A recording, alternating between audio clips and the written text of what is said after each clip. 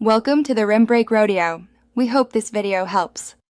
In this video, I will show you how to make whole pickled jalapenos. First, select about 1 pound of fresh, firm jalapenos, ensuring they are free from blemishes. Give them a good wash under cool, running water to remove any dirt. Next, carefully trim the stems, leaving just a small bit attached. Finally, prepare your canning jars by sterilizing 4 pint-sized jars and their lids. This is crucial for food safety. Now, let's create the flavorful brine that will preserve your peppers. In a medium saucepan, combine 2 cups of distilled white vinegar with 2 cups of water. Stir in 2 tablespoons of pickling salt and 1 tablespoon of granulated sugar.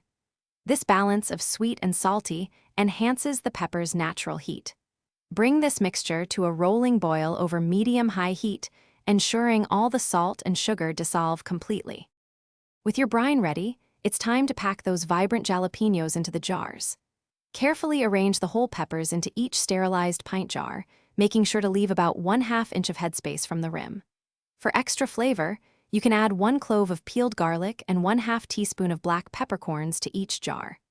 Then, slowly pour the hot brine over the peppers, ensuring they are fully submerged, again leaving 1/2 inch of headspace. The final step is sealing and storing your delicious pickled jalapenos. Wipe the jar rims thoroughly to ensure a good seal, then apply the lids and tighten the bands to fingertip tight. For shelf-stable pickles, process the jars in a boiling water bath for 10 minutes. If you prefer a quicker option, simply cool the jars to room temperature and then refrigerate them. These refrigerated pickles will be ready to enjoy in about 3 weeks. Thanks for watching. Consider subscribing if we helped you.